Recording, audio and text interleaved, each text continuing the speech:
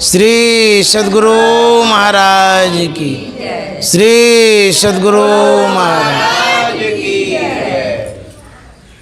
संत सेवी को बताया, संत में ही मर्म यह, संत सेवी को बताया, संत में ही मर्म यह है, धर्म अब तेरा सुजन, कर कर्म और प्रभु पाएगा, है धर्म अब तेरा सुजन। श्री सद्गुरु महाराज की।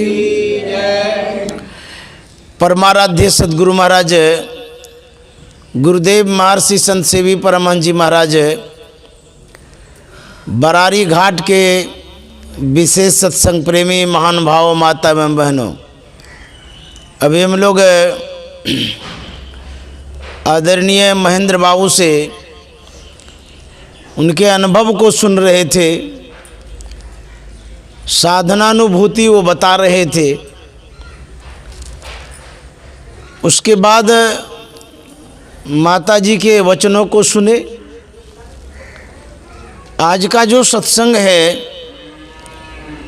बरारी वासी ने बड़े श्रद्धा और विश्वास के साथ गुरुदेव महर्षि संत सेवी जी महाराज के जन्मदिन के विशेष उपलक्ष्य में सत्संग रखा है।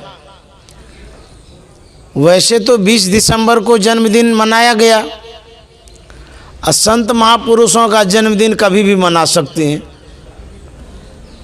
और आज हम लोग महर्षि संत सेवी जी महाराज को याद कर रहे हैं, उनके जीवन को याद कर रहे हैं, उनके यश कीर्ति को याद कर रहे हैं। उनकी जो देन है, उन्होंने जो हम लोगों के ऊपर कृपा किया है, उस कृपा के कारण जो कृतज्ञता है वह व्यक्त कर रहे हैं। वैसे तो सद्गुरु को हम क्या दे सकते हैं, हमारे पास है ही क्या जो हम देंगे।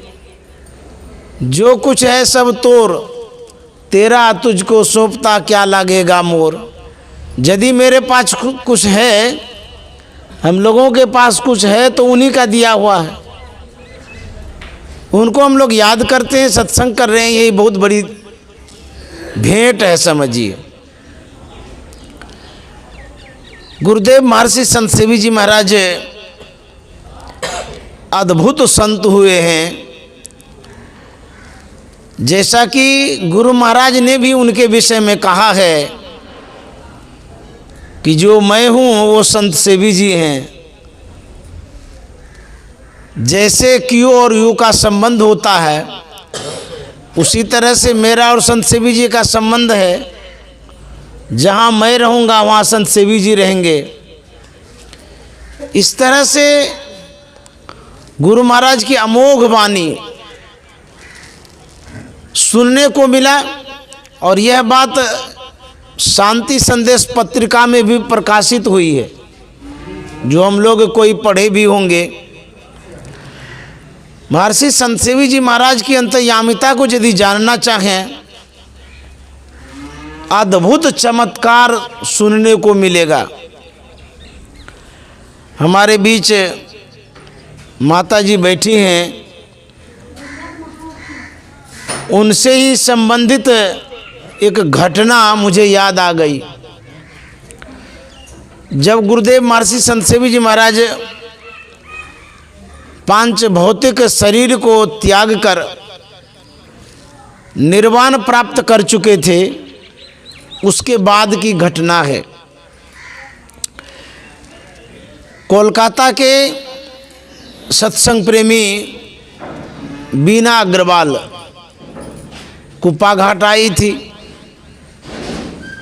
उन दिनों मैं अपने से भोजन बनाता था, खाता था। अभी भी मैं अपने से ही भोजन बनाता हूँ, लेकिन वैसी व्यवस्था मेरे पास नहीं थी। मैं अपना भी व्यवस्था कर लूं और आगंतुक अतिथि का भी सत्कार करूं। दिक्कत होती थी उस समय। जब वो आ गई, अब मेरे मन में हुआ कि सब दिन उनका चौका में भोजन कराया गया, खिलाया गया, सम्मान किया गया। अब सवेरे सवेरे वो आई हैं, ट्रेन ही था सवेरे का, हावड़ा सुपर फास्ट, हावड़ा जमालपुर। तो मेरे मन में हो रहा था अब इनका सत्कार कैसे करें, क्या खिलावें, मेरे पास तो है नहीं। समय जलपान का हो रहा था। मैं गुरुदेव से मने मन प्रार्थना कर रहा था, गुरुदेव कितनी बेइज्जती होगी, उनके मन में ठेस लगेगा कि जब हुजूर थे तो सब चीज़ की व्यवस्था होती थी, आज वो नहीं है, जलपान की भी व्यवस्था नहीं हो पाई। मैं मने मन प्रार्थना कर रहा था कि अब क्या होगा, कैसे क्या करें। जब मारवाड़ी समाज के लोग अब चूड़ा दही तो खाएंगे नहीं, वो लोग थोड़ा अच्छे ढंग से खाया करते हैं जलपान भी। मन की जाने सबे गुरु कहाँ छिपावे अंध है। मेरी प्रार्थना गुरुदेव ने सुनी। अब होता क्या है, यही माता जी, कार्तिक महीना में कुछ पर्व होता है जो इनको पता है। ये दल पूरी बना करके गरम गरम टिफिन में लाती है और सब्जी भी, और हमको पकड़ाती है। मैंने कहा कि ये क्या है, बोले कि ये आपके लिए बना करके हम लाए हैं। मैंने कहा इतना सवेरे? बोले हाँ, वो पर्व होता है ना, कोई फूल का कुछ बनाते उनाते हैं उस समय। हाँ हाँ, वही बना के लाई थी। तो मैं गुरुदेव को मने मन प्रणाम किया, हे गुरुदेव आप धन्य हैं, मुझे स्वागत करने के लिए कोई सामग्री नहीं थी और आपने प्रेरणा दिया माता जी को, जो जलपान भेज दी वो गरम गरम था, यहीं से लेके गई थी माता जी से। मैंने वो जलपान लिया और माता जी तो आ गई। उसके बाद इनको पता भी नहीं है पता है? ओ अच्छा। तो मैं तुरंत जलपान लेकर के उनके यहाँ पहुँच गया। वही अरुण बाबू के कमरे में ठहरे थे ऊपर में, ऑफिस के बगल में। तो मैंने कहा कि ये आप जलपान कर लीजिए, तो उन्होंने वही जलपान किया। तो गुरुदेव इज्जत बचा लिए तो देखिए कैसे विशेष परिस्थिति में सहयोग करते हैं, मदद करते हैं। ऐसे हमारे गुरुदेव थे। उनके चमत्कारों को यदि कहा जाए तो कहते कहते थक जाएंगे, पूरा भी नहीं होगा। एक अभी जो दिनेश प्रसाद मिश्र हैं, बुढ़ाड़ में रहते हैं, वो बिलासपुर के बाद है बुढ़ाड़, मध्य प्रदेश में पड़ता है।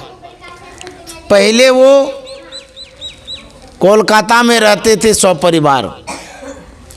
जब गुरुदेव का प्रोग्राम होता था सत्संग का, तो मंच संचालन का काम किया करते थे। बड़े विद्वान आदमी हैं, साधक भी हैं, विनम्र भी हैं। तो एक बार की घटना है, गुरुदेव का प्रोग्राम कलकत्ता में हुआ। संजोग से उस बार उनकी धर्मपत्नी विशेष बीमार हो गई। अब दो समस्या हो गई, एक तो संचालन का काम करेंगे और दूसरी समस्या हो गई कि धर्मपत्नी बीमार हो गई हैं, बेचारे धर्म संकट में पड़ गए। मैं क्या करूं, इनको छोड़ करके मैं संचालन करने जाता हूं तो इसकी स्थिति खराब हो जाएगी। अंततः दिनेश बाबू क्या करते हैं, अपनी धर्मपत्नी को हॉस्पिटल में भर्ती करा देते हैं। अब भर्ती करा करके वहीं छोड़ देते हैं। अब बुझिए वहाँ पर कोई न कोई आदमी होना चाहिए देखभाल करने के लिए, लेकिन ये गुरु महाराज के ऊपर छोड़ दिए कि जो होगा देखा जाएगा। भर्ती करा करके सत्संग में आ गए, संचालन का काम करने लगे। अब देखिए वहाँ पर आदमी की आवश्यकता होती है, हॉस्पिटल में कोई तो थे नहीं। गुरुदेव कलकत्ता में सत्संग कर रहे हैं, उनकी पत्नी हॉस्पिटल में है, दूसरा शरीर धारण करते हैं महर्षि संत सेवी जी महाराज। विश्वास योग्य बात सर्वसाधारण के लिए नहीं होगा, सोचेंगे ये कैसे हो सकता, लेकिन हुआ है, सच्ची घटना है। वो दोनों पति पत्नी अभी हैं, दूसरा शरीर धारण करते हैं महर्षि संत सेवी जी महाराज। हॉस्पिटल जाते हैं, हॉस्पिटल में उसकी निगरानी करते हैं, देख रेख करते हैं। उनकी धर्मपत्नी पहचानती नहीं थी, क्योंकि दीक्षा भी नहीं ली थी, कौन साधु है नहीं है कोई पहचान नहीं थी उनके पास। जैसे ही गुरुदेव वहाँ गए हॉस्पिटल, देखभाल करने लगे, दिनेश बाबू की धर्मपत्नी मने मन सोचती है कि कैसे मेरे पति देव हैं, अपने चले गए सत्संग में और वहाँ से बाबा को भेज दिए देखने के लिए। अपने आए नहीं, या बाबा को भेज दिए। उसके बाद इधर निगरानी हो रही है। देखिए, जब आप गुरु की सेवा करते हैं तो गुरु भी आपकी सेवा में लग जाते हैं। भगवान श्री कृष्ण ने कहा है, जो मेरे लिए ध्यान करता है मैं उनके लिए ध्यान करता हूँ। वहाँ गुरुदेव की सेवा में दिनेश बाबू हैं और गुरुदेव उनके परिवार के सेवा में लगे। 2 दिन का कार्यक्रम था, गुरुदेव प्रस्थान कर गए। दिनेश बाबू ने कहा कि हुजूर, अब मैं सेवा जो था मैंने कर लिया, धर्मपत्नी बीमार है हॉस्पिटल में, मैं जाता हूँ देखने के लिए। बोले अच्छा ठीक है जाइए। तो ये हॉस्पिटल आए दिनेश बाबू। जैसे आए उनकी पत्नी आवेशित स्वर में गुस्सा करके बोलने लगी, आप भी गजब के आदमी हैं, हमको यहाँ अकेले छोड़ दिए, अपने सत्संग में गए और यहाँ जब जरूरत पड़ी तो किसी महात्मा को आप भेजे। तो दिनेश बाबू ने कहा कि किसी महात्मा को भेजे, हमने तो किसी को नहीं भेजा है। नहीं भेजा तो कैसे यहाँ महात्मा देखभाल कर रहे थे हमारा, यहाँ तो महात्मा आए थे। तो दिनेश बाबू के मन में हुआ कि हो सकता है कलकत्ता में जो विवेकानंद जी महाराज के अनुयायी होंगे, कोई वही उसी में से कोई साधु होंगे, वो आ गए होंगे, परोपकार की भावना से देखभाल कर दिए होंगे। उन बातों को वहीं छोड़ दिए दिनेश बाबू। उसके बाद समय आया, दूसरे साल गुरुदेव को सत्संग के लिए कलकत्ता जाना हुआ। तब तक में उनकी पत्नी ने कहा था कि मैं भी दीक्षा लेना चाहती हूँ। तो दिनेश बाबू गुरुदेव से पूछते हैं कि हुजूर, मेरी धर्मपत्नी की इच्छा है दीक्षा लेने की। तो गुरुदेव ने कहा, जब उनकी इच्छा है दीक्षा लेने की तो प्रतीक्षा की क्या बात है, तो बोल दीजिए दीक्षा दे देंगे। तो तैयार होकर के आई, फूलमाला प्रसाद लेकर के। तो सबसे आगे में इनको बिठाया गया, क्योंकि करता धरता तो दिनेश बाबू ही थे, वो सब कुछ देखभाल करते थे। तो आगे में बैठी थी, सब जितने दीक्षार्थी थे सब बैठे थे। गुरुदेव दीक्षा के लिए प्रवेश करते हैं उस कमरे में जहाँ दीक्षार्थी बैठे थे। जैसे ही मंच पर गुरुदेव पधारते हैं, उनकी धर्मपत्नी पहचान गई और वहीं पर खड़े होकर के कहा था, यही बाबा गए थे हमारी सेवा में। दिनेश बाबू ने जो सुना वहीं पर रोने लगे कि ऐसे हमारे गुरुदेव हैं, ये शरीर भी धारण कर सकते हैं। इतनी श्रद्धा उनकी हुई, आज तक गुरुदेव को बहुत विश्वास के साथ मानते आ रहे हैं। मुझे भी साल में एक बार वो बुलाते हैं, मैं बूढ़ाड़ जाता रहता हूँ। तो हमारे गुरुदेव इस तरह के थे, शरीर भी धारण करते थे और वो दोनों प्रत्यक्षदर्शी अभी भी हैं, जाति के ब्राह्मण हैं और बड़े श्रद्धालु हैं। एक बार भागलपुर के एक विशेष सत्संगी कुप्पा घाट आए थे, मैं भी था गुरुदेव के साथ में सेवा में। और वो बड़े विद्वान थे व्यक्ति, मारवाड़ी समाज के थे। जब आते थे गुरुदेव से बहुत बातचीत करते थे, बहुत देर तक करते थे, अध्यात्म की चर्चा करते थे। एक दिन की बात है, वहाँ पर गुरुदेव थे, संत सेवी जी महाराज, मैं था और वो सज्जन थे, 3 ही आदमी थे। वो आए, बातचीत कर ही रहे थे। उसी क्रम में उस सज्जन ने कहा कि हुजूर आप तो बाबा देवी साहब के अवतार हैं। हुजूर चौंक गए कि ये क्या बोल रहे हैं। उन्होंने कहा कि आप बाबा देवी साहब के अवतार हैं। चुप हैं हुजूर, एकदम सावधान सजग हो गए। फिर वो कहते हैं कि मैं वहाँ बैठा था। वो कहते हैं इसलिए आप बाबा देवी साहब के अवतार हैं कि बाबा देवी साहब ने जब शरीर छोड़ा 19 जनवरी 1919 को, बाबा देवी साहब ने शरीर छोड़ा है 19 जनवरी 1919 को। तो हमको लगता है कि आप बाबा देवी साहब के ही अवतार हैं। हो सकता है ऐसा। इनकी जो अद्भुतता थी, जो विलक्षणता थी, जो इन्होंने सेवा की गुरु महाराज की, और जो इनको ज्ञान प्राप्त हो गया, इतना मतलब जल्द से जल्द ज्ञान प्राप्त किया इन्होंने, सेवा भी किया, साधना भी किया और प्राप्ति भी कर ली इन्होंने। तो हो सकता है, क्योंकि संत महात्मा तो अवतार लेते ही रहते हैं। गुरु महाराज ने कहा था कि मैं मोक्ष नहीं चाहता हूँ, मैं बार बार यहाँ आऊँगा। जो हमारे श्रद्धालु भक्त होंगे उसे मैं मोक्ष दिलाऊंगा।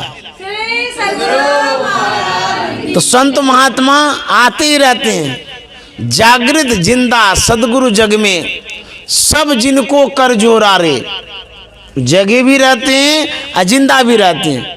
संत सदगुरु मरते ही नहीं हैं, शरीर धारण करते रहते हैं कल्याण के लिए, उनकी मौज है। मैं अपनी बात बता रहा हूं, जो मैंने देखा है गुरुदेव को, उनके अंतर्यामिता को। गया था जिला वार्षिक सत्संग में, सेवा में मैं भी था। 2 दिन का कार्यक्रम था। एक डॉक्टर के यहाँ गुरुदेव का निवास था और भी सेवक लोग हम लोग थे। शाम के समय पहुंचा, सबको डेरा दिया गया रहने के लिए। गर्मी का मौसम था। गुरुदेव ने कहा कि बरामदा पर चौकी लगा दीजिए, बहुत गर्म है। तो कमरे से चौकी को बाहर किए, बरामदा पर लगा दिए। गुरुदेव पूछा करते थे सेवकों से कि तुम लोगों को स्थान मिल गया, डेरा मिल गया रहने का? तो सबसे पूछा गया, मुझसे भी पूछा गया। मैंने कहा हुजूर मैं यहीं सो जाऊंगा जहाँ गुरुदेव सोएंगे, नीचे में। बोला अच्छा ठीक है, कोई बात नहीं। तो रात में सेवा किए, सेवा करके विश्राम में गए। गुरुदेव सो गए चौकी पर और नीचे में मैं सोया और भी सेवक सो गए। मेरे मन में होता है हुजूर 4 बजे पानी लेते हैं, जल पीते थे 4 बजे, 3 से 4 ध्यान करने के बाद। और कहीं मेरी नींद ना खुली, सोए रह गए तो ये तो ठीक नहीं है, सेवा में त्रुटि हो जाएगी। मेरे पास एक घड़ी थी, भुक-भुकिया घड़ी, और 20 रुपया में लिया था उस समय। ये देखते हैं, ये भुक-भुकिया घड़ी, ये तो मैं अभी लिया हूँ, ये हमको बहुत पसंद है। तो वो घड़ी इसलिए रखा था कि टाइम देखना होगा। अब बड़ी वाली घड़ी का दाम बहुत उस समय, इसीलिए वो घड़ी नहीं थी मेरे पास, ये 20 रुपये वाली थी। मैं घड़ी रख लिया था कि जब 4 बजेगा तो जल देना है। बीच बीच में मेरी नींद खुल जाती थी, क्योंकि कहीं सोए रह गए तो। ठीक जब 3 के पहले होता है तो गुरुदेव उठ जाते हैं, विश्राम से बाथरूम गए, हाथ पैर धोए, कुल्ला किए, आ गए, ध्यान में बैठ गए। अब गुरुदेव बैठ गए तो मैं भी बैठ गया नीचे में। गुरुदेव ध्यान में बैठे हैं और मेरी नज़र घड़ी पर चली गई कि कहीं ज़्यादा टाइम ना हो जाए, ज़्यादा टाइम हो जाएगा तो सेवा में त्रुटि हो जाएगी। और वहाँ बरामदे पर अंधकार था, कोई दीवाल घड़ी नहीं थी, गुरुदेव के पास भी कोई घड़ी नहीं थी, घड़ी नहीं रखते थे। घड़ी मेरे पास थी, अंधकार था, मैं अपने पास घड़ी रखा था। गुरुदेव जिस मुंह थे, मैं दूर में थोड़ा था, तो घड़ी दिखती ही नहीं थी उस अंधकार में। मैं घड़ी जो देख रहा था, जैसे ही 59 सेकंड होता है ना, तो अब 60 जैसे हुआ, ठीक 4 बज गया उसमें, इसमें सेकंड भी बताता है। तो जैसे ही 4 बजता है, मसहरी के अंदर से गुरुदेव कहते हैं कि विद्यानंद मसहरी उठा लो। तुरंत मैं उठा, सावधान तो था ही, मसहरी उठा दिया। उसके बाद गुरुदेव को जल दिया, जल लेकर के बाथरूम चले गए। अब उस दिन मेरे मन में होता है, घड़ी तो मैं देख रहा था, घड़ी मेरे पास थी, 1 सेकंड भी इधर उधर नहीं हुआ, और 4 बजते ही कह दिए मसहरी उठा लो। क्या ऐसा कल भी हो सकता है? देखिए मेरी ये मूढ़ता का, ये मूर्खता, अज्ञान अवस्था में थे तो मन में हो गया कि देखे कल भी ऐसा कहते हैं क्या गुरुदेव। दूसरा दिन और सावधानी से मैं घड़ी देखने लगा, ठीक 59 हो रहा था तो मेरी धड़कनें बढ़ गई, धक धक करने लगा कि देखा अब क्या होता है। ठीक 4 बजे कहेंगे कि या 4 बज के 1 सेकंड में कहेंगे, 2 सेकंड में कहेंगे, या मिनट भर देर कर देंगे गुरुदेव। 59 हुआ तो धड़कन बढ़ गई, एकदम घड़ी पर नज़र मेरी थी, और घड़ी ढक के रखे थे, ये न देख ले गुरुदेव की ध्यान करता है कि घड़ी देखता है। डर भी लग रहा था। तो जैसे ही 60 होता है, 4 बजता है, सेकंड भी देर नहीं होती है, कहते विद्यानंद मसहरी उठा लो। ये मैंने देखा है, मैं प्रत्यक्षदर्शी हूँ। उसके बाद मैंने कहा मन से, अरे मन तू कितना मूर्ख है जो अंदर की दृष्टि को खोल चुके हैं। वो ये घड़ी क्या है, कहाँ कहाँ के चीज़ को देख लेते हैं, कोई पता है? तो हमारे गुरुदेव की अंतर की दृष्टि खुली हुई थी, वो सब जान जाते थे, सब देख लेते थे। गोस्वामी जी ने लिखा है, उग रही विमल बिलोचन ही के, मिटई दोष दुख भव रजनी के, सूझई रामचरित मनि मानिक, गुपुत प्रगट जब जो जई खानिक, यथा स्वंजन आंजी दृग, साधक सिद्ध सुजान, कौतुक देखें शैलवन भूतल भूरी निधान। कद उघरई विमल बिलोचन ही के, जब उघरेगा, क्या उघरेगा? विमल, विलोचन, विमल मना पवित्र, विलोचन मना विशेष आँख, अंतर की आँख। जब अंतर की आँखें उघड़ती है, जो भोले बाबा ने उघाड़ा था, जब शिव तीसर नयन उघारा, चितवत काम भय उजड़ी छारा।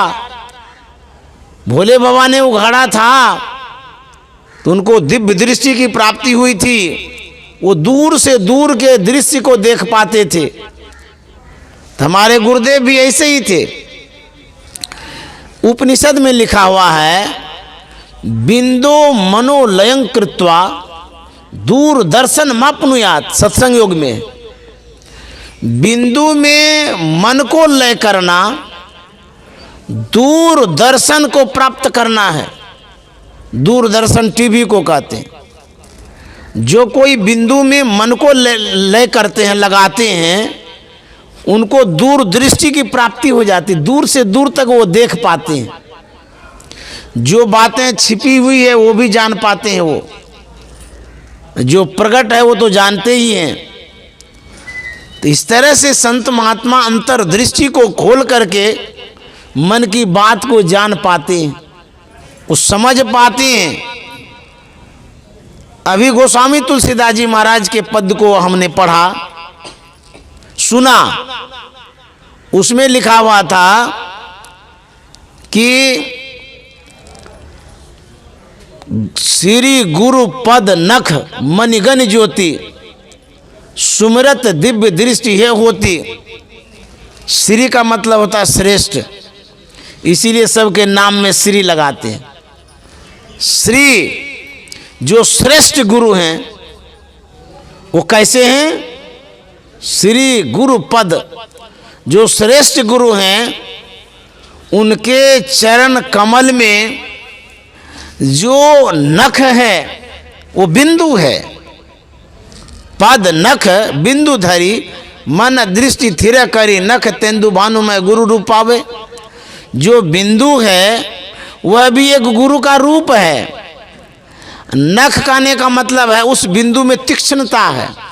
तेजो बिंदु परम ध्यानम विश्वात्म हृदय संसितम।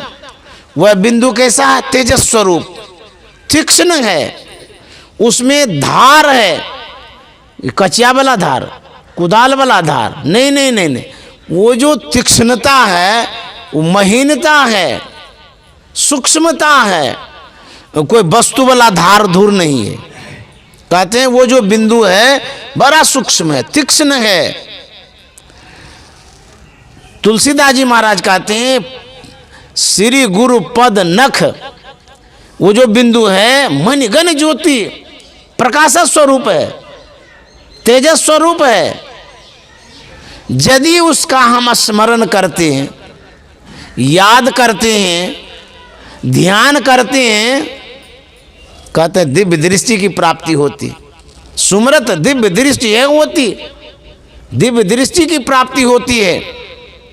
जो कोई मानस जप करते हैं, यदि उसमें प्रौढ़ता आती है, मजबूती आ जाती है, आप जप करने में ठोस हो जाते हैं, तो आपका जो मानस ध्यान है वो सुगम हो जाता है।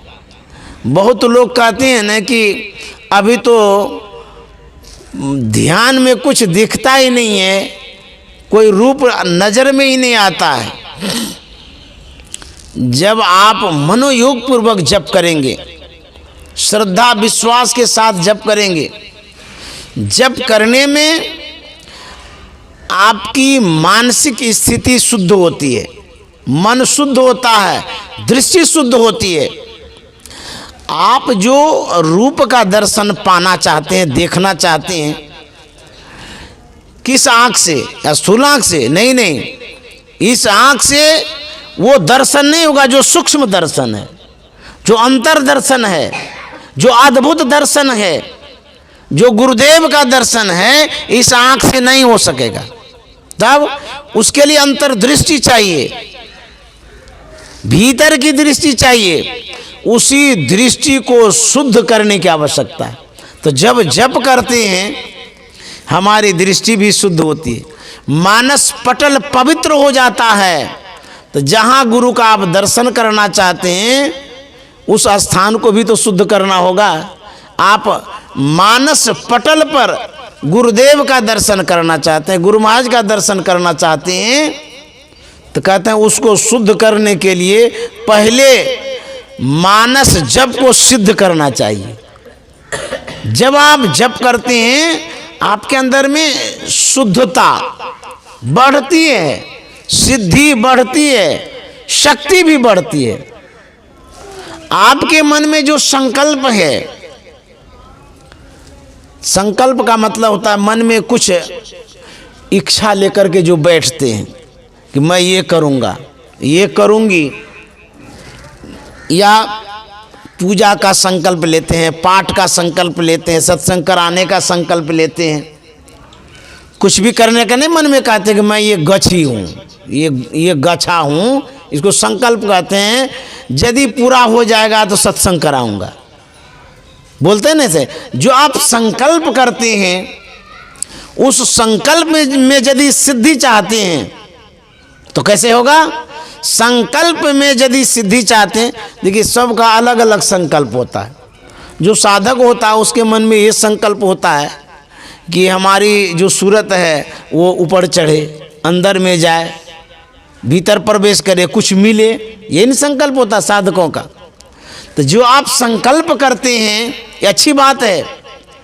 यदि उस संकल्प को सिद्ध करना चाहते हैं, सिद्धि प्राप्त करना चाहते हैं, तो दो काम करना होगा। एक, विश्वास रखना होगा संकल्प के प्रति, सद्गुरु के प्रति, जो कुछ पाना चाहते हैं उसके प्रति कि मुझे वो मिलेगा और वो इम्पोर्टेंट चीज है। मन में हो कि नहीं नहीं ये बहुत अद्भुत चीज है। यदि आपको लगे कि किसी जगह 1 लाख रुपया हेरा गया है, छिप गया है, तभी ना आप ढूंढेंगे, खोजेंगे कि बाप रे 1 लाख हेरा गया है, जैसे भी होगा वैसे ढूंढेंगे। तो आपको रुपया के प्रति विश्वास है तब आप खोज रहे हैं। अब विश्वास नहीं होगा तो खोजबो न करिएगा। तो बिनु विश्वास भगत नहीं, तई बिनु द्रवहि न राम, राम कृपा बिनु जीव सपनों लय विश्राम।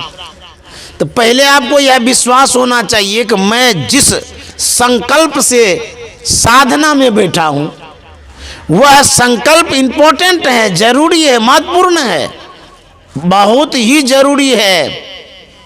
एक तो ये महत्व आपके मन में होना चाहिए, बहुत जरूरी है।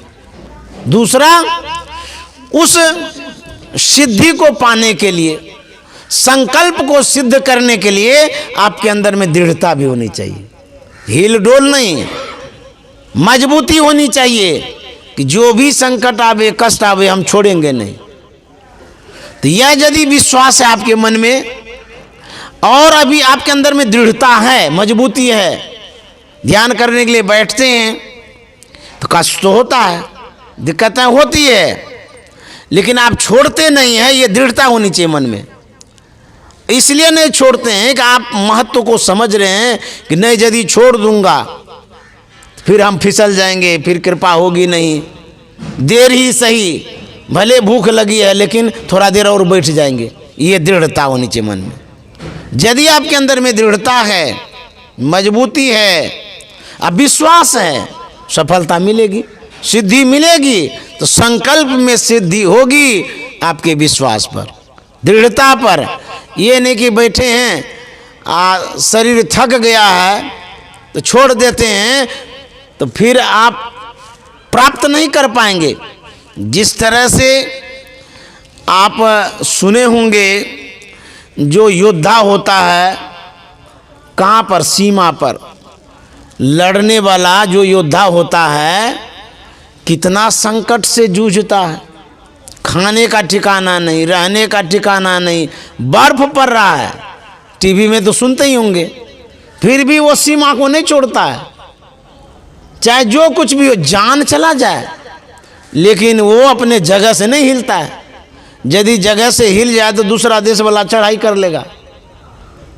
बेचारा बहुत कष्ट सहता है वहाँ पर बॉर्डर पर, जहाँ 2 देश की सीमा है, वहाँ पर कोई घर नहीं है, जंगल है, पहाड़ है, अव्यवस्था है, लेकिन उनके अंदर में जो दृढ़ता है, संकल्प है, जो संकल्प उन्होंने लिया है कि मैं देश को झुकने नहीं दूंगा, देश के अंदर दुश्मनों को ढुकने नहीं दूंगा, चाहे प्राण जाए तो जाए। देखिए वो कितने बड़े प्रहरी कहलाते हैं। नमन करता हूं उस वीर को, योद्धा को, बहादुर को, जो इतने संकल्प के साथ बॉर्डर पर तटस्थ है, खड़ा है, पहाड़ की तरह हिलता भी नहीं है। जबकि वहां आंधी आ रही है, तूफान आ रहा है, बर्फ गिर रहा है, फिर भी नहीं हटता है वो। ऐसी दृढ़ता यदि साधना में हो, आपके अंदर में हो, सफलता मिलेगी, उपलब्धि होगी।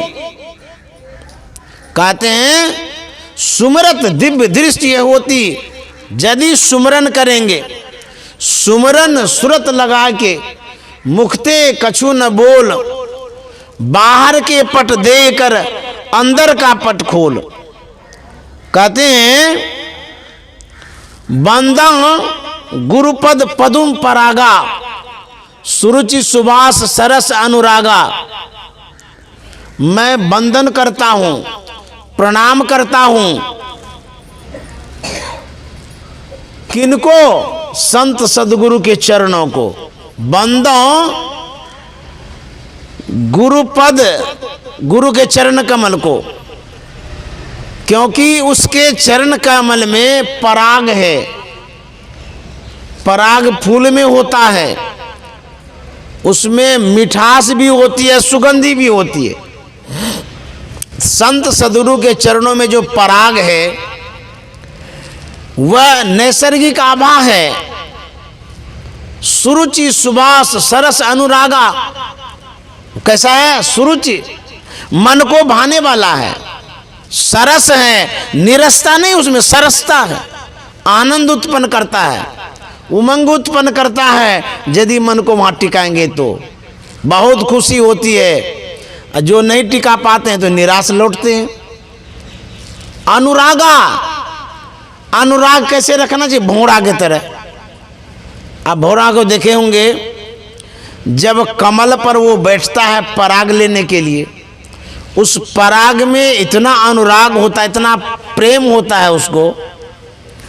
शाम के समय पंखुड़ियां बंद हो जाती है, भौरा भी उसी में ढक जाता है, पूरी पंखुड़ियां बंद हो जाती है शाम के समय।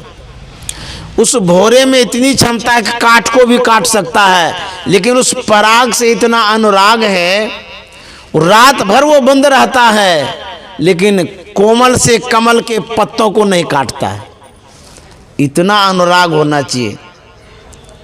अमी मूरी मैं चूरन चारू, अमी में अमृत, मूरी में वह जो संत सदगुरु का रज है,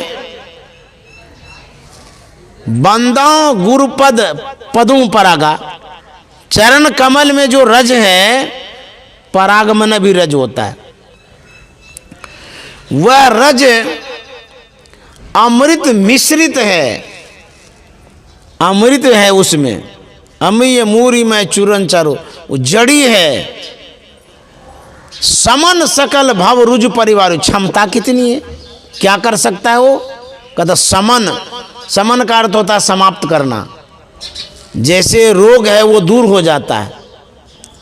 भव रुज परिवारो, जो रोग है जन्म मरणादि का रोग, बीमारी है ये आवागमन, इस आवागमन को छुड़ाने की क्षमता संत सदगुरु के चरण रज में है। तो कहते हैं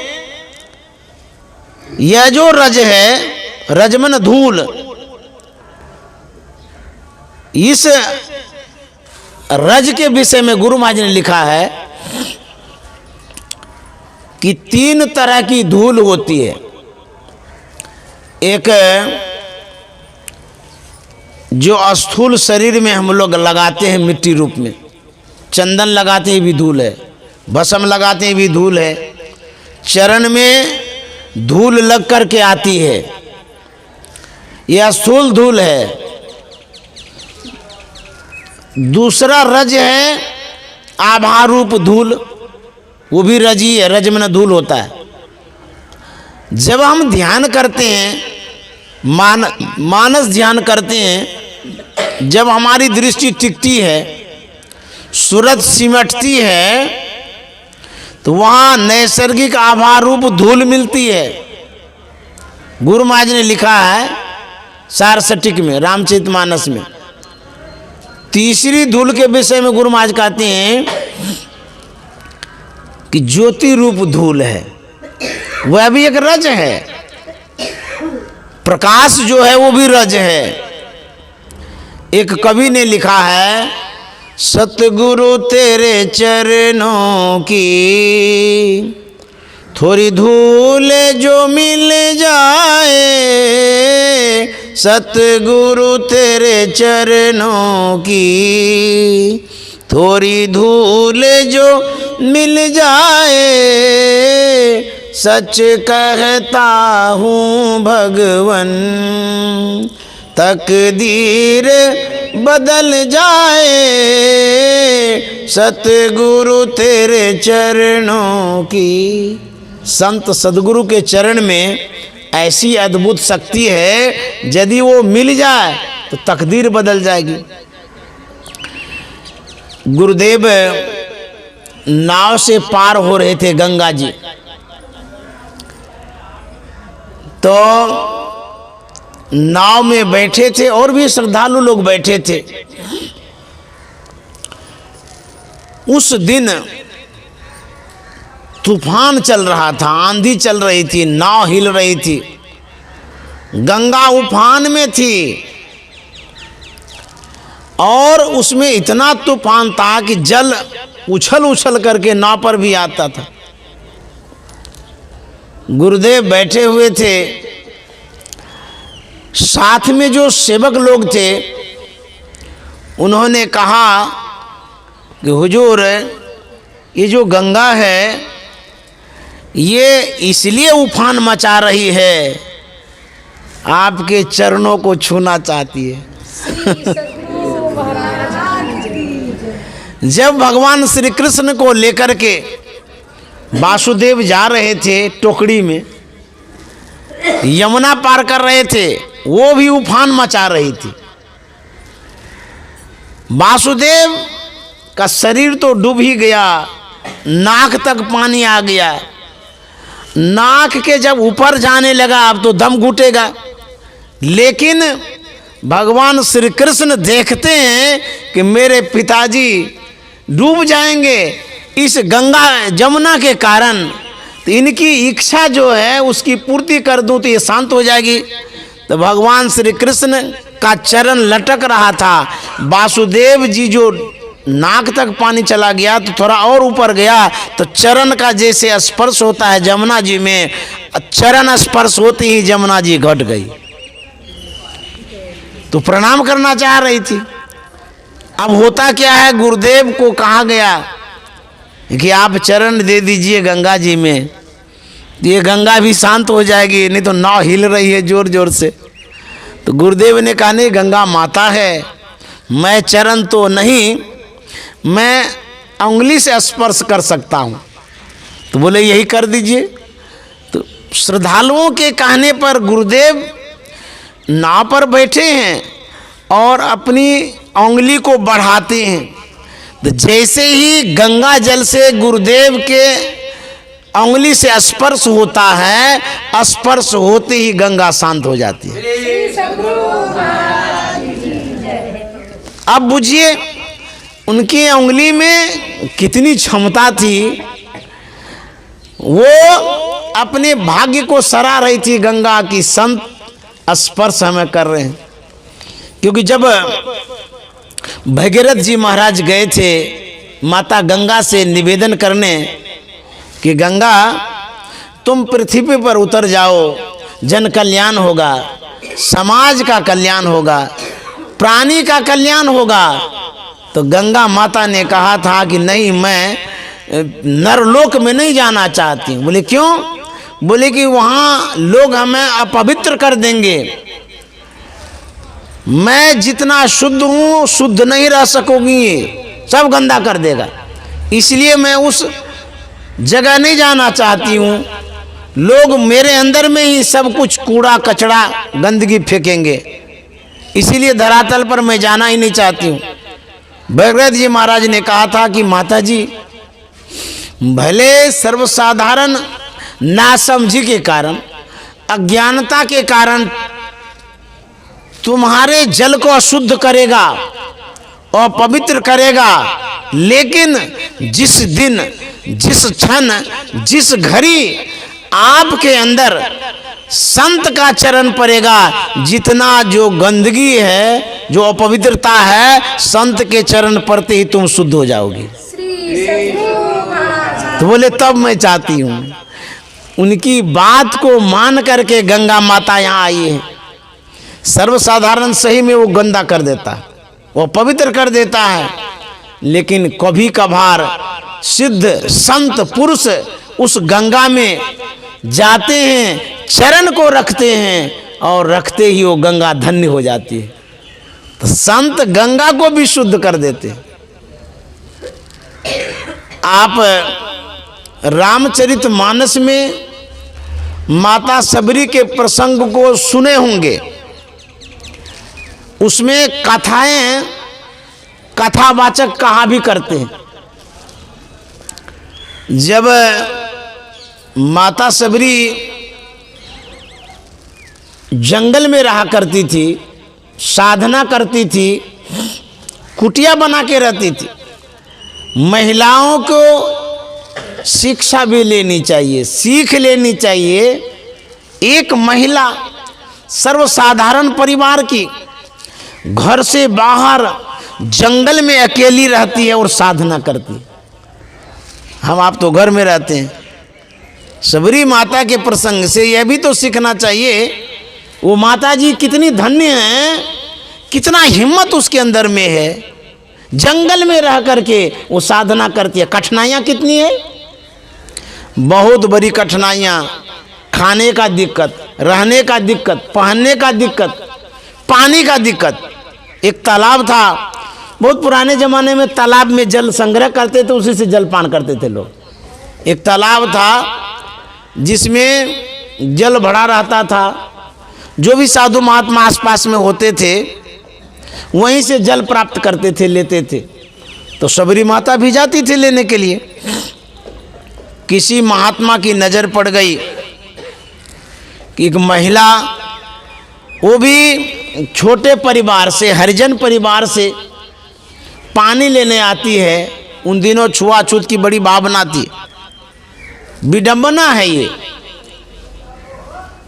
तो वो जो जल लेती थी, कुछ लोगों ने, स्थानीय व्यक्तियों ने मना कर दिया जल लेने से। तुम जल यदि लेती हो, वो हम लोग जलपान नहीं कर सकते हैं, अशुद्ध हो जाता है, इसीलिए तुम इस तालाब से जल नहीं ले सकती हो। कितनी कठिनाइयाँ हैं। अब मना कर दिया तो लड़ाई तो नहीं करेंगे। मान भी गई, नहीं जाती थी। जानते हैं वो जो उस जल में नहीं गई जल लेने के लिए, धीरे धीरे वो जल अशुद्ध हो गया, अपवित्र हो गया। जब प्रभु श्री राम जंगल आते हैं, सबरी माता के पास आते हैं। भगवान श्री राम जब आए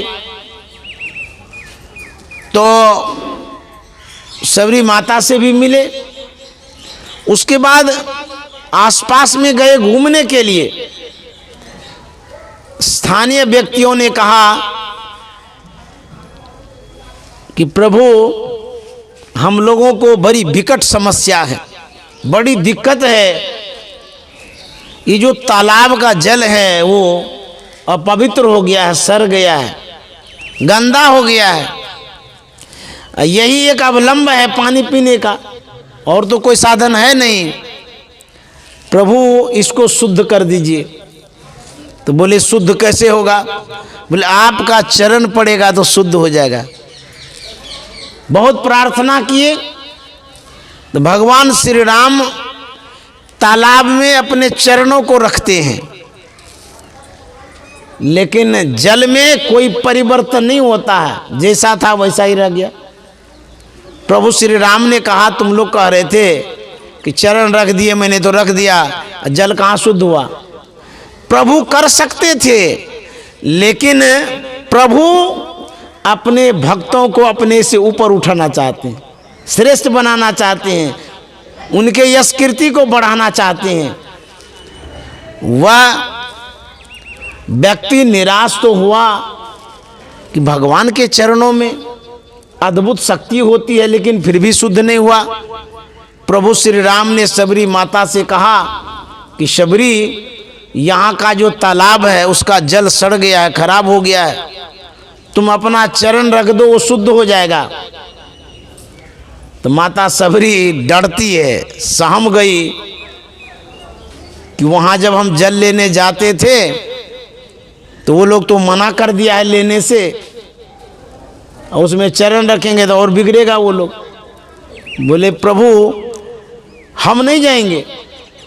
बोले क्यों? बोले वो लोग मना कर दिया उस जल में जाने से, जल लेने से मना किया है, मैं जाऊंगी, वो लोग विरोध करेंगे, घृणा के दृष्टि से देखते हैं, कहते हैं वह शुद्ध हो जाएगा। प्रभु श्री राम ने कहा मेरी बात मानो, मैं तुम्हारे साथ हूँ, चलो तुम चरण रखो, शुद्ध हो जाएगा। शबरी माता ने कहा प्रभु मेरे चरण में वो कहाँ से शक्ति है जो शुद्ध हो जाएगा? बोली कि हाँ है, तुम चलो तो सही। भगवान श्री राम जा रहे हैं, शबरी माता जा रही है, और जितने वहाँ के साधु महात्मा सब थे, जिसने मना किया था वो भी देख रहे थे कि ये क्या हो रहा है। जिसको मैंने मना किया है उसी को प्रभु श्री राम लाए हैं, पता नहीं क्या करेंगे। भगवान श्री राम ने कहा शबरी तुम चरण रखो जल में। शबरी माता जी सहम करके, डर करके आगे बढ़ती है।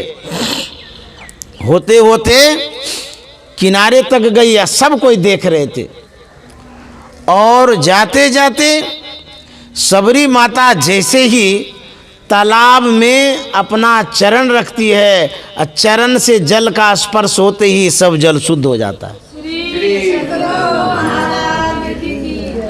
अभी तो कैंटारो है, उससे जल शुद्ध पाते हैं, लेकिन संत के चरण में क्या अद्भुतता है जो जल शुद्ध हो जाता है। गुरुदेव महर्षि संत सेवी जी महाराज के पास बहुत लोग आया करते थे। जब मैं गुरुदेव के आदेशानुसार प्रसाद देता था तो लोग कहते थे थोड़ा सा स्पर्श करा दीजिए। तो मैं प्रसाद आगे बढ़ाता था, हुजूर ऐसे अंगुली से स्पर्श करते थे तो ले जाते थे। तो संत के शरीर में आभाएं होती हैं, शक्ति होती है, सिद्धि होती है। जैसे स्पर्श होता है वो पूरी तरह से शक्तिशाली प्रसाद हो जाता था। तो वही कहते हैं सतगुरु तेरे चरणों की थोड़ी धूल जो मिल जाए, सतगुरु तेरे चरणों की थोड़ी धूल जो मिल जाए, सच कहता हूँ भगवन तकदीर बदल जाए, सतगुरु तेरे चरणों की। संत सदगुरु क्या नहीं कर सकते हैं, उसमें अद्भुत क्षमता होती है। गुरुदेव महर्षि संत सेवी जी महाराज के समय की घटना है। एक सत्संग प्रेमी जो कलकत्ता में अभी रहते हैं, सुरेश अग्रवाल, 100 परिवार अभी 20 दिसंबर को कुप्पा घाट आए थे। मुझे बुलाया गया मिलने के लिए, मैं भी गया। अब पहले से जान पहचान है उनसे मेरी। वो जब आए आप बीती बताए अपने मुखारबिंद से। दोनों धर्मपत्नी, पति पत्नी दोनों एक जगह हैं, मैं भी वहाँ बैठा हूँ।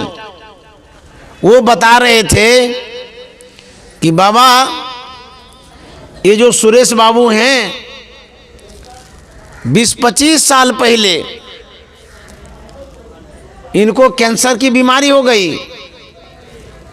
इलाज कराने लगा, बड़े बड़े डॉक्टरों के पास गया, बहुत सारा जांच करवाया, दवाइयाँ दी गई, लेकिन परिणाम अंत में डॉक्टर ने यही कहा कि अब ठीक नहीं हो सकते हैं। तो कैंसर में केमो दिया जाता है, वो दवाई है कोई, वो केमो भी कई एक बार दे दिया गया। फिर भी कैंसर में परिवर्तन नहीं हुआ। अंततः डॉक्टर ने कहा कि अब ये ज्यादा दिन तक जिंदा नहीं रह पाएंगे। मात्र 3 महीने की आयु इनकी बची हुई है। 3 महीने में अब ये समाप्त हो जाएंगे। जो स्थिति है, स्टेज होता है उसमें भी, फर्स्ट, सेकंड, थर्ड, तो लास्ट स्टेज हो गया। तो जैसे ही डॉक्टर ने कहा कि अब 3 महीने के मेहमान हैं, इलाज करा के तो थक ही गए थे, जहाँ जहाँ करना था सब करा लिए। अब जब कहीं कुछ नहीं सूझा सहारा, अंतिम में गुरुदेव का सहारा। वह आती है पति को लेकर के, सुरेश बाबू को लेकर के कुप्पा घाट। उस समय महर्षि संत सेवी जी महाराज थे कुप्पा घाट में, और जाकर के गुरुदेव के सामने पतिदेव को दिखाते हुए वो कहती है कि हुजूर, इनको कैंसर की बीमारी हो गई है, इलाज कराते कराते थक हार गई हूँ, बहुत पैसा भी बर्बाद हो गया, लेकिन अब डॉक्टर कहा है इलाज तो अब होगा ही नहीं, अब 3 महीने तक की इसकी जिंदगी है। तो फूट फूट करके रोने लगी। उनकी पत्नी ने कहा कि हुजूर, मेरा ये सुहाग उजड़ जाएगा, मांग का सिंदूर उजड़ जाएगा, मेरा सहारा उड़ जाएगा, मैं बर्बाद हो जाऊंगी। आंचल फैला देती है गुरुदेव के सामने कि मुझे पति का भीख दे दीजिए। गुरुदेव के सामने कहती है कि मुझे भीख दे दीजिए, जान बख्श दीजिए, आप संत हैं, सामर्थ्यवान हैं, आप जीवन दान दे सकते हैं। सदगुरु वैद्य वचन विश्वासा, संयम यह न विषय करासा। मांगती है रो रो करके। गुरुदेव शांत हैं, चुपचाप हैं, सुन रहे हैं। कहते हैं गुरु जो होते हैं हृदय से जब पुकार करते हैं वो कृपा कर देते हैं। गुरुदेव का हृदय पिघल गया उनके दुख को देख करके। वो जो महिला रो रही थी, गुरुदेव ने इतना ही कहा कि आप यहीं रहिए इनको लेकर के, और ये भी कहा कि कोई भी आश्रमवासी या व्यवस्थापक आपसे कहेंगे कि यहाँ से चले जाइएगा, आप नहीं जाइएगा। देखिए हुजूर सिखा रहे हैं, जाइएगा नहीं, लेकिन वो जिद करेंगे, डांटेंगे, डपटेंगे, फटकारेंगे, तब भी नहीं जाइएगा।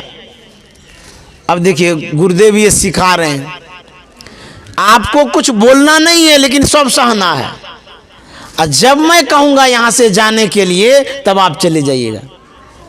वही चमरिया भवन में डेरा दिया गया जो गुरु निवास के सामने में है। दोनों पति पत्नी रहने लगे, भोजन की व्यवस्था अपने से किए, सब कुछ किए, खा रहे हैं, रह रहे हैं। जब वो कई दिन हो गया तो आश्रम के उस समय के व्यवस्थापक ने कहा कि आपका टाइम तो हो गया है, नियम है आश्रम का 3 रोज रहने का, आप जाइए। ये क्या कहेंगे, अब कुछ भी नहीं बोले। तो कह के वो चले गए, और टाइम बढ़ा तो फिर दबाव डालने लगे कि भाई यहाँ क्या कर रहे हैं। तो उन्होंने कहा कि देखिए ऐसे ऐसे कैंसर की बीमारी हो गई है मेरे पतिदेव को, मुझे यहाँ रहने दीजिए, अभी मैं यहीं रहना चाहती हूँ। और क्या कहता है व्यवस्थापक, ये का कैंसर का हॉस्पिटल बना लिए हैं, जाइए यहाँ से।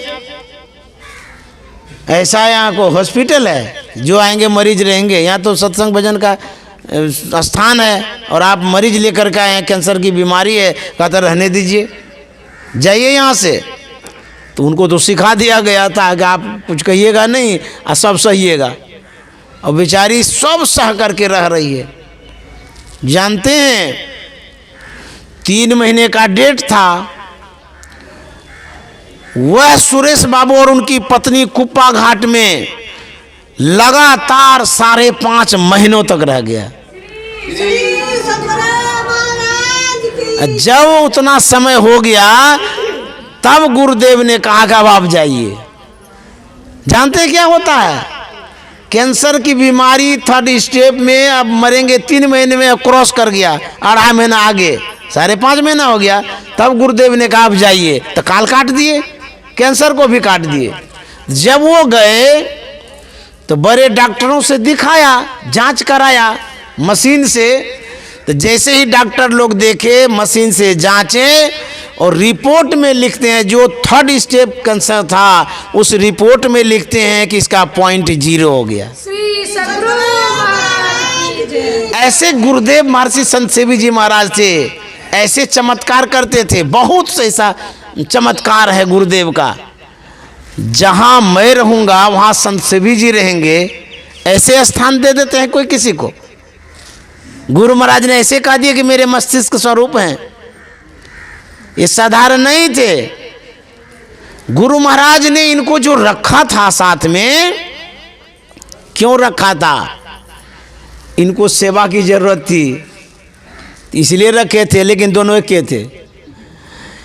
जैसे शरीर की छाया होती है उसको दूर कर सकते हैं, शरीर की छाया को कोई दूर कर सकता है? आपके शरीर की जो छाया है हटा सकते हैं? नहीं हटा सकते, जहाँ जाइएगा वही जाएगा। उसी तरह से जहाँ गुरु महाराज रहेंगे वहीं संत सेवी जी रहेंगे, ऐसा गुरु महाराज ने कहा था। भगवान श्री राम जब तक रहेंगे इस धराधाम पर, तब तक हनुमान जी की यश और कीर्ति रहेगी, वो भी रहेंगे। जब तक भगवान बुद्ध रहेंगे तब तक आनंद रहेगा, जब तक भगवान कृष्ण रहेंगे तब तक अर्जुन रहेगा, जब तक श्री रामकृष्ण परमहंस रहेंगे तब तक विवेकानंद जी महाराज रहेंगे, और जब तक महर्षि में ही परमहंस जी महाराज रहेंगे तब तक संत सेवी जी महाराज रहेंगे। श्री सद्गुरु महाराज की जय। उनको कोई नहीं हटा सकता है, वो तो कन कन में है, सबके हृदय में है, दिल में है।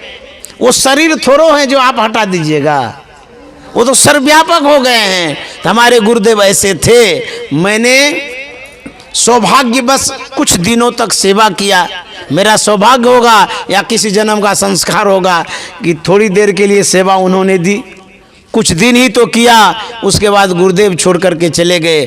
शरीर से जरूर वो चले गए हैं, लेकिन सूक्ष्म रूप से हर क्षण है वो कभी नहीं जा सकते हैं।